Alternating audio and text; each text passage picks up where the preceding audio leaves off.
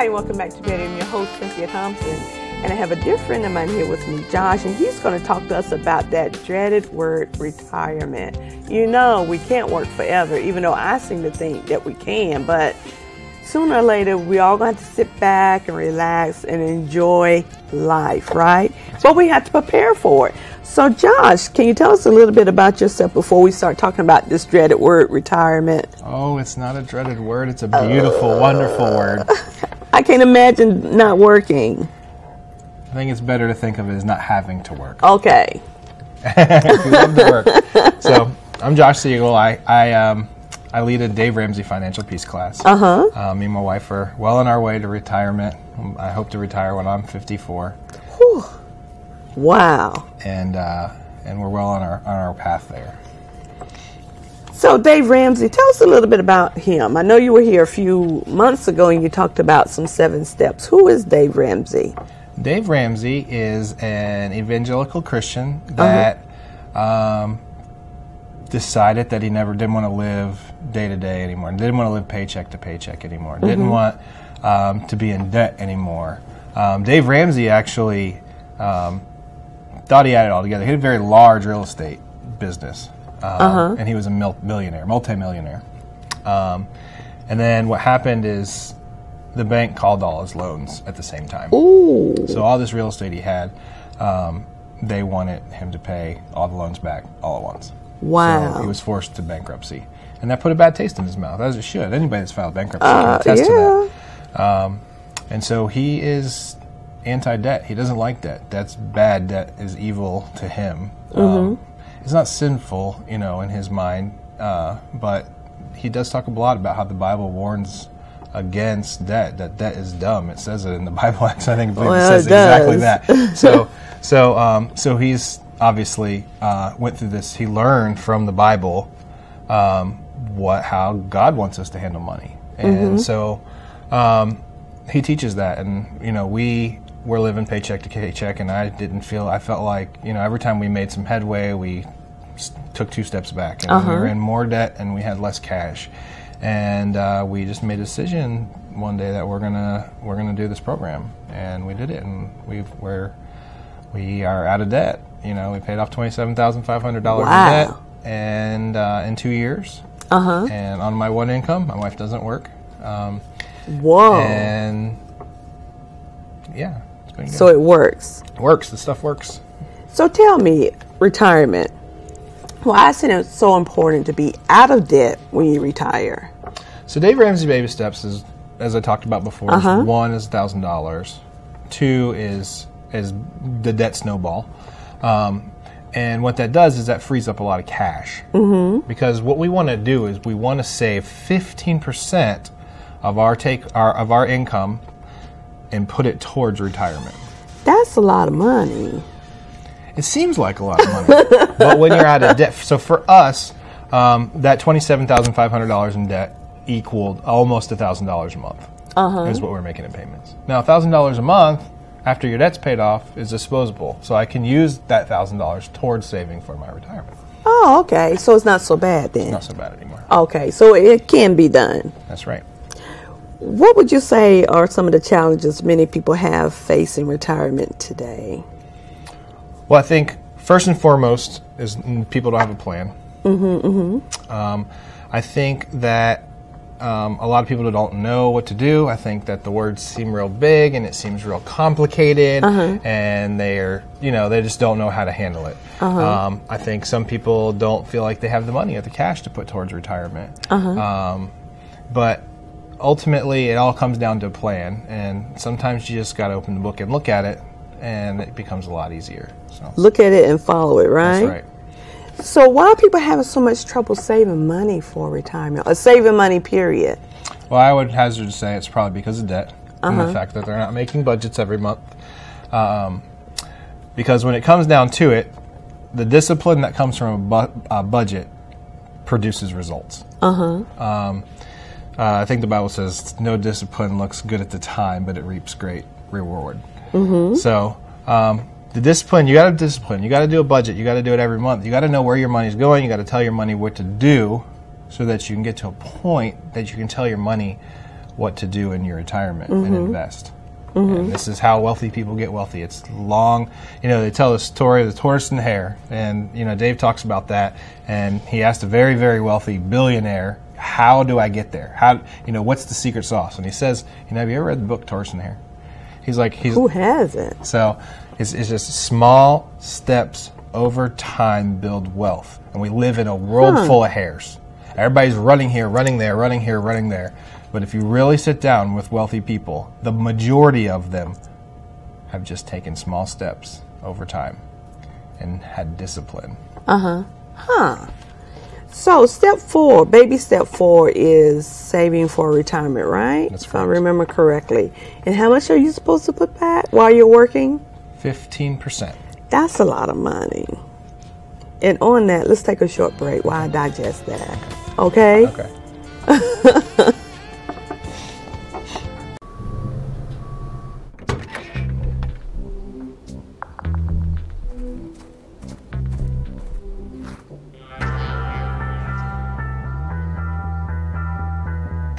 When you throw away money on wasted electricity,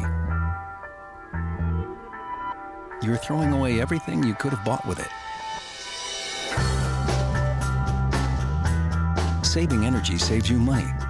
Learn more at EnergySavers.gov. So you can't save money? That's easy as pie. Brown bagging lunch instead of going out. $6 save times 5 days a week times 10 years is $21,000. That's a lot of lettuce. Small changes today, big bucks tomorrow. Feedthepig.org. All in together now. We can make it better now. Come on, can we do it? Yeah, you know that we can. We rope it up, Cause we know how to jump. we roll it out, Cause we know how to skate. we'll cut it down, Cause we know what to eat. we'll swap it out. We eat healthy stuff. Can we do it? Yeah, you know that we can. Can we do it? Just moving a little and eating better every day can help make you and your child healthier. Search We Can to find doable tips and activities that you can use every day. Hi, and welcome back to Betty. I'm your host, Cynthia Thompson. I'm here with Josh, and we're talking about retirement. Yes. He says it's a good word, but I'm afraid to face that word, but it is coming to all of us one day. So before we went on break, we talked about the 4th baby step, which is saving 15% for retirement. Yes. I think that's a lot, but you say, but it can be done. Yeah, it can be done easily. Easily. A lot of people will be like, well, do I have to do all 15%? Well, do you want to be very wealthy and be able to give and be able to live well? Or do you got to make it a priority. And it's got to be a priority. This is true. And you got to start as soon as you can. So get through baby steps 1, 2, and 3. I think we mentioned 3. 3 is, in this show, is 3 to 6 months of expenses. So whatever your expenses are. So we get 1, 2, and 3. We get to baby step 4. 15% of your retirement. You have extra income now from not having any debt. So, I'm sitting here thinking about a question that's not even related to retirement, but you said that Dave Ramsey, he used a lot of the principles from the Bible as a part of getting out of debt. Does he mention tithing at all? Yes, it's your first step? Giving is not a step in the baby steps. Insurance is not a step in the baby steps. It's a part of your budget. And giving should always be at top. Saving should always be at top of your budget. Giving and saving. Because a lot of people are like, man, I get through all this stuff and I got no money left. Yeah. And he says, well, you got the budget upside down. Flip it over. You start with giving. You start with saving. And then you make your budget. Okay. I just wanted to make sure I had that straight before we got any further on our conversation about retirement. So, where should people put their monies if they want to start a retirement fund? So, Dave talks about a lot of different things, and you hear a lot of words go around like 401k, 457s, mutual funds, a number of words, and it all gets really kind of confusing. But they do. It's really not that confusing. So 401k, everybody's like, I put my money in a 401k. Well, you didn't put your money in a 401k. You put your money in an investment, and you had this blanket of 401k. 401k is the tax code. It's actually literally Section 401 or line 401, Section K in the tax code. That is what 401k. 457 is Section 457. and the tax code. So it's not that complicated. It just means how the money is being taxed. But you're actually putting your money in investments or mutual funds or single stocks or things like that. So the 401k and 457 is really a mutual fund? It could be. It could be anything. Because that's just the blanket. That's to keep the government off of your money, right? So the 401k is the blanket. Okay. So that's just the tax code. So if I put in a 401k, it means they can't take the taxes out yet. If I put in a 457, they can't take the taxes out. Like 457 is specific to government employees, and 403bs, 403as is specific to teachers and stuff like that. But it's just the tax code to keep the government from taking taxes from that money. And so you have IRA, a Roth IRA. That's all just tax code. Okay. So it's not that complicated. It's just taxes. That's what it means. So you didn't really invest your money. So what you're investing in, and what Dave talks about, is mutual funds. And so you want to invest money in mutual funds. And mutual funds sounds like a big word. Yeah, that what people is talk that? about. Let's diversify. And what's diversify? So diversification means you just don't put all your money in one pot. You don't want to take all your money and put it in your company stock, because now you've not only staked your income on your company, you've staked your retirement on your company and all your investment on your company. If that company goes under, you're up a creek. Yeah, you have no job and you have no retirement. So single stocks are super high risk. You don't want to invest in single stocks unless it's just kind of like play money after you've done all this other stuff. Okay, so you want something that is diversified. Now you can Now a mutual fund is a fund where you put your money in. Okay. I put my money in. This person puts their money in. It's mutually funded. That's where the term mutual fund comes from. So a lot of people put it into this fund. Now this fund could be, for example, a growth stock mutual fund. So you could have stocks that are growing in value from several companies. So say we have Walmart in our growth stock mutual fund. Say we have Lowe's in our growth stock mutual fund. Say we have Disney, Pfizer, or Disney. So it's this group of companies that we are all mutually funding, and some of them might go up, some of them might go down. Hopefully they all keep going in this trajectory, but then our money is diversified. So let's say Lowe's were to go out of business, we might make a loss on that one, but it might shoot Walmart way up high. So Walmart might go way up high. And so all a mutual fund is people mutually putting their money in to some investment. So not that hard. And diversification will come through putting your money in different things. You know, I didn't know that's what it was. All this time. You made it sound so simple. Oh my God. So I cannot believe that. That's what that is. So how do you choose a mutual fund, or how do you find one that works for you? Or do you have to, like, if I didn't like Walmart, do I have to put my money in a mutual fund that has Walmart in it? Can you pick and choose the companies? There's thousands of mutual funds. And the best advice I can give is find a broker that you trust. Now remember, you're hiring this person. You'd be hiring this person to manage your money. You want to find somebody that's reputable. You want to, do an interview on the person. If you're going to hire somebody for a job, you'd hire them. You would interview them first, and you'd find the best candidate. So find somebody that's not really high in fees and not trading your money around, and they can show you how and where all the mutual funds are and who they are. Don't invest in things you don't understand. That's probably the worst mistake everybody makes, is they invest in things they don't understand. And don't invest in anything you can't control. What do you mean by that? So a lot of investments, especially through work, you'll find that you have to invest in some type of plan that somebody else picks for you. So whenever you can, invest in things that you have control over. So if I want to move this money, I can move it. So you're not stuck in something. And also, again, don't invest in things you don't understand. Make sure you understand the things that you're investing in, because you're in control of your money. If you let somebody else run around with it and manage it, and you'll never know what's going on with it, then you'll might be up a creek one day. That's so true. So what's a good age for a person to start? As soon as possible. Get through baby steps 1, 2, and 3 as fast as you can, because I think it was Albert Einstein said that compound interest is the 8th wonder of the world. You can have a little bit of money early on and end up with a lot of money later because of compound interest. If you start later, you don't get the advantage of compound interest. Because see, let's say you invested $2,000 a year.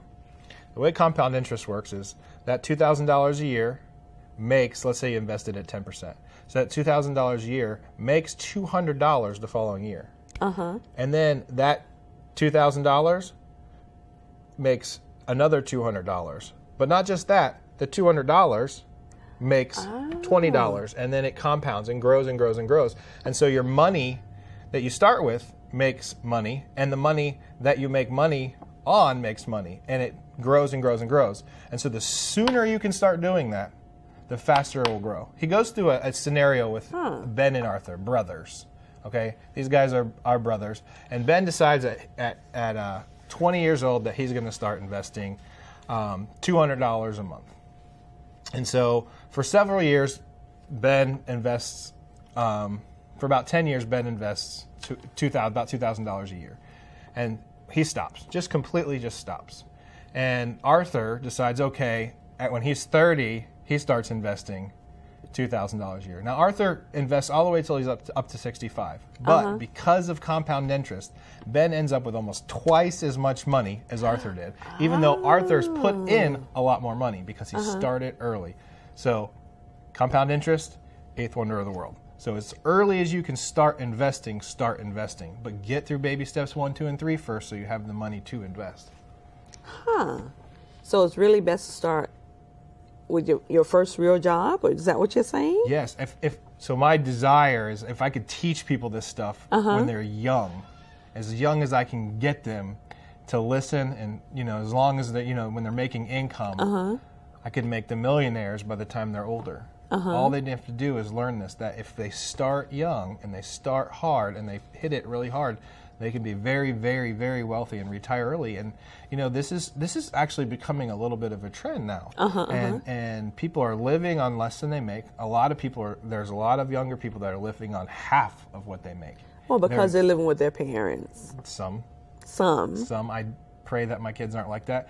I think the ones that are not living with their parents are making good financial decisions. And what's happening is they're taking that out, they're investing it, and they're retiring even younger. They're retiring in their 40s. What are they doing? Because they're investing half of their income. So the key to this is the more wealthy you want to be, the less you spend. Your job is your source of income, and you have this source of income, and then you invest whatever you can invest, and as early as you can invest it. Wow. Ooh. So we need to take a break because I just cannot believe that I'm just now learning what a mutual fund is, and I'm serious. I did not know what it was, and we're going to come right back, okay? Because I got some more questions for you. All right? I am serious. So you can't save money? That's easy as pie. Drink from the tap. A $3 bottle of water a day times 10 years times 6% interest is over 14,000 clams. Small changes today, big bucks tomorrow. Feedthepig.org.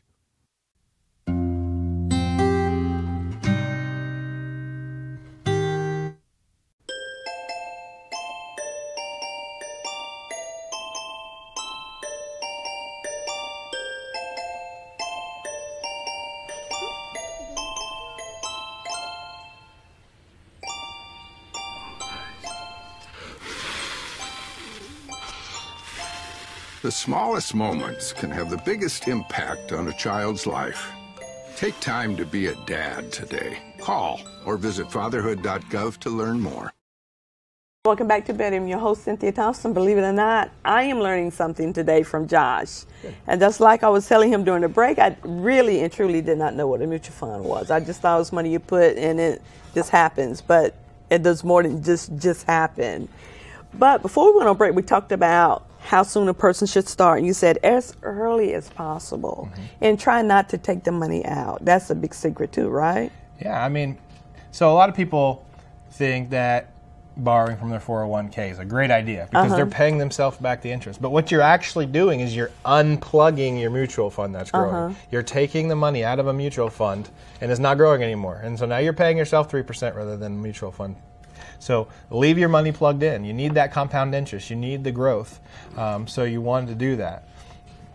Okay, what is the most important thing a young person needs to understand about the retirement funds? And like you said, you're hurting yourself when you pull it out. But what's another important thing that they should know about it? Well, again, start early is probably the most important thing I can stress over and over and over again.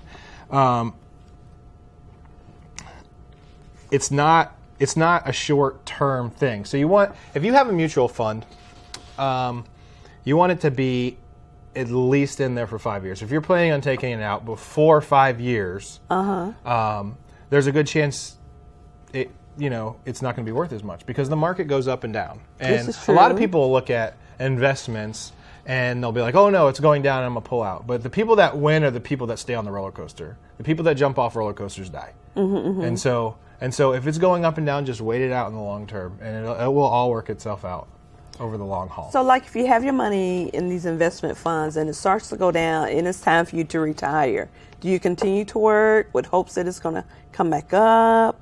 Hopefully by that time, the little fluctuations aren't going to bother you. Hopefully you're diversified enough and then you have a lot of money all over the place. Now we talk about putting 15% into mutual funds. There's 4 types of mutual funds that we recommend that you start with. One is growth stock mutual funds. I talked about those. Growth and income funds. International funds. So now you got money out overseas, so you're not just investing in, you got your foreign exchange student. And growth cap funds. And so diversify your funds across several areas so that so it's all over the place. There's a lot of people that know very little about investing their monies, what to do with it. What do you suggest they do if they need to find somebody to help them with this? So Dave Ramsey on his site has partners that he works with that follow his plan and that he's vetted out to make sure that they know his plan, so that the people that go there are following that are working this plan don't not end up working this plan. So I would suggest going to his website and finding those people. He has investment brokers, he has real estate agents, etc. So that he works with that teach the same way he does. And like you said earlier too, really talk to that person before you stick their money with them, your money with them, because you want to know that they know what they're doing. So what are you doing yourself as far as planning for retirement, if you don't mind me asking? That's fine. So I work for the city. I do have a retirement plan there. But what Dave Ramsey suggests at the 15%, so what we're gonna do is a lot of companies match your 401k. They'll do like a 3% match. Some of them do up to a 6%. You really don't see more than 6% match typically. So let's take a couple that makes $100,000 a year. That's $15,000 a year that they're going to be investing. So what we do is we go up to the match. So let's say this couple that have a 3% match. Okay, so what we're going to do is we're going to invest up to 3% because if they're matching, that's 100% gain for you. Right. So you're going to match that 401k. If they do a matching, you'll invest into the match. Then we have is a Roth IRA, and I didn't really talk about Roth IRAs, but Roth IRAs are great because it's tax free. You pay after-tax dollars into it, and then you can pull out up until your retirement anything that you've put into it, and all your gains are tax-free once you retire. So as of today, each working individual can put up to $5,500. The only exception to that is a non-working spouse, like a stay-at-home mom or stay-at-home dad, can also put $5,500 a year into it. So what you want to do is go up to that match, and then you want to invest the rest up to $5,500 or $11,000 if you're married. And then anything left over up to that 15%, you could bring it back into your 401k. Okay. And so what happens when you retire early if you have these monies set aside? Can you take them out if you were to retire at 40? Can you take that money out then, or do you have to wait until you're a certain age? That's the great thing about a Roth IRA, because now you've been investing for a long time. And you've been investing 15%, maybe you've been investing 10% into your Roth IRA. You can actually start withdrawing from your Roth IRA all the money that you put in, because you've already paid taxes on it. So you can pull it out tax-free. At any age? At any age. Not the growth, but what you've put into it, because it's post-tax dollars you've put into the Roth IRA, the government's not going to tax you again on it. Now, once you get to 65, then you can start pulling out the gains that you've made on it, tax-free. I see. You know, you have really educated me today on retirement. Thank you so much for coming. Do you have any lasting words for my viewers before we close? Well, like I said before, have a plan. That is the key to all this. Have a plan. I'll say it again, just like I said last time. If you aim at nothing, you will hit it every time. Right. So have a plan. Know that this stuff works, but you have to stick to the plan. You got to make a budget. You got to make a budget so that you know where to put your money for retirement. And anybody can do this. Everybody can do this. You stay focused. Well, thank you again, Josh, for coming on my show. You really shared some valuable information this time. Again, you've got to come back. I will. So we can talk more about money and maybe some other stuff. Good. Okay? Yep. And I want to thank each and every one of you for watching my show, A Better You, here on Public Access 21, every Wednesday night at 6 p.m. Thank you so much. I don't think